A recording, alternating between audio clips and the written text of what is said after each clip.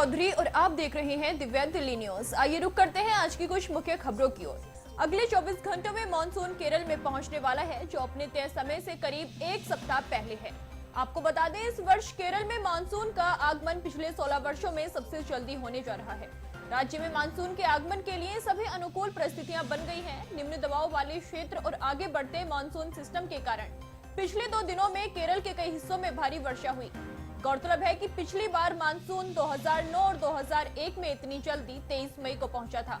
सामान्यतः केरल में मानसून का आगमन 1 जून के आसपास होता है, क्योंकि इतिहास में सबसे जल्दी मानसून 1918 में 11 मई को आया था। वहीं सबसे अधिक देरी 1972 में दर्ज की गई थी, जब मानसून 18 जून को पहुंचा था। पिछले 25 वर्षों में सबसे ज्यादा विलंब 2016 में हुआ, जब मानसून 9 जून को आया था। भारतीय मौसम विभाग ने एक बयान में कहा है कि अगले 2 से 3 दिनों में केरल में मानसून के प्रवेश के लिए स्थितियां अनुकूल बन गई हैं। इस साल मानसून के आगमन का पूर्वानुमान 27 मई की समय सीमा के भीतर है, जिसमें 4 दिनों का मॉडल एरर मार्जिन शामिल होता है। पिछले साल मानसून के केरल में 31 मई को दस्तक दी थी, जबकि भारत में वार्षिक वर्षा का लगभग 70% हिस्सा जून से सितंबर के बीच होने वाला मानसून से प्राप्त होता है। इसलिए मानसून का समय पर आगमन देश की कृषि और अर्थव्यवस्था के लिए अत्यंत महत्वपूर्ण माना जाता है। 24 मई की सुबह दिल्ली के बवाना इलाके में स्थित DSIDC बवाना के सेक्टर 2 में एक फैक्ट्री में भीषण आग लग गई। आपको बता दें, घटना तड़के करीब 4:48 पर हुई, जिसके बाद दमकल विभाग की कम से कम 17 गाड़ियां मौके पर पहुंची हैं। आग इतनी तेज थी कि कुछ ही देर में एक बड़ा विस्फोट हुआ, जिससे बहुमंजिला इमारत ढह गई और चारों तरफ घना काला धुआं फैल गया। Divisional fire officer Ashok Kumar Jaiswal ने बताया कि इमारत में ज्वलनशील पदार्थ मौजूद थे, लेकिन राहत की बात ये रही कि इस घटना में अब तक किसी के घायल होने की सूचना नहीं है। उन्होंने कहा, आग पर लगभग काबू पा लिया गया है, लेकिन मलबा हटाने और आग पूरी तरह बुझाने का कार्य अभी जारी है।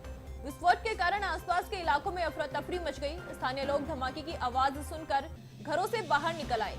मलबा चारों ओर बिखर जाने की वजह से बचाव और नियंत्रण कार्यों में मुश्किलें आईं। पुलिस ने घटना के कारणों की जांच भी शुरू कर दी है। साथ ही इमारत की संरचनात्मक स्थिति और सुरक्षा मानकों के पालन की भी समीक्षा की जा रही है।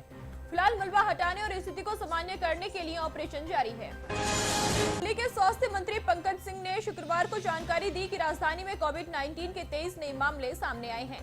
फिलहाल अधिकारी ये जांच कर रहे हैं कि संक्रमित मरीज दिल्ली के निवासी हैं या हाल ही में उन्होंने किसी स्थान की यात्रा की है। राष्ट्रीय राजधानी क्षेत्र के कुछ हिस्सों में कोविड मामलों में अचानक वृद्धि के मद्देनजर दिल्ली सरकार ने सभी स्वास्थ्य संस्थानों को एहतियाती दिशा निर्देश जारी किए हैं। सरकार ने अस्पतालों से कोविड के संभावित बढ़ते मामलों को देखते हुए तैयारी तेज करने का अनुरोध किया है। इनमें अस्पतालों में बिस्तरों की उपलब्धता, ऑक्सीजन आपूर्ति, आवश्यक दवाइयों और टीकों की पर्याप्त व्यवस्था सुनिश्चित करने के निर्देश शामिल हैं। इसके साथ ही सभी कोविड पॉजिटिव नमूनों को जीनोम अनुक्रमण के लिए लोकनायक अस्पताल भेजने का आदेश दिया गया है, ताकि वायरस के किसी भी नए या उभरते हुए वेरिएंट का समय रहते पता लगाया जा सके। आपको बताते चले, पड़ोसी राज्यों में भी संक्रमण के मामले बढ़ते दिख रहे हैं। गाजियाबाद में 4 मरीजों में वायरस की पुष्टि हुई है, जिनमें से 1 को अस्पताल में भर्ती कराया गया, जबकि बाकी 3 होम आइसोलेशन में हैं। हरियाणा के गुरुग्राम में 2 और फरीदाबाद में एक कोविड मामला सामने आया है। गुरुग्राम में संक्रमितों में से एक महिला हाल ही में मुंबई से लौटी है, जबकि दूसरे मरीज का कोई यात्रा का इतिहास नहीं है। दोनों घर पर ही आइसोलेट हैं और उनके संपर्क में आए लोगों को भी अलग रहने की सलाह दी गई है। वहीं फरीदाबाद के पल्ला इलाके में 28 वर्षीय सुरक्षा गार्ड में भी कोविड संक्रमण की पुष्टि हुई है। उसने बुखार और खांसी की शिकायत के बाद दिल्ली के सफदरजंग अस्पताल में इलाज करवाया था। उसका सैंपल जीनोम सीक्वेंसिंग के लिए भेजा गया है। स्वास्थ्य विभाग के अधिकारियों ने स्थिति पर कड़ी नजर रखने की बात कही है और संक्रमण को फैलने से रोकने के लिए सतर्कता और सावधानी बरतने की अपील की गई है। लोकसभा में विपक्ष के नेता राहुल गांधी शनिवार को जम्मू कश्मीर के सीमावर्ती जिले पुंछ पहुंचे, जहां उन्होंने पाकिस्तानी गोलीबारी में मारे गए लोगों के परिजनों से मुलाकात कर उनका दुख दर्द साझा किया। राहुल गांधी ने गोलीबारी से प्रभावित अन्य स्थानीय लोगों की व्यथा भी सुनी और उनकी समस्याओं पर विचार किया। आपको बताते चले, 22 अप्रैल को पहलगाम में हुए आतंकी हमले के बाद राहुल गांधी का ये जम्मू कश्मीर का दूसरा दौरा है। इससे पहले वो 25 अप्रैल को श्रीनगर आए थे। पाकिस्तानी गोलीबारी से सबसे अधिक नुकसान पुंछ जिले में हुआ है, जहां अब तक 20 से अधिक लोगों की जान जा चुकी है।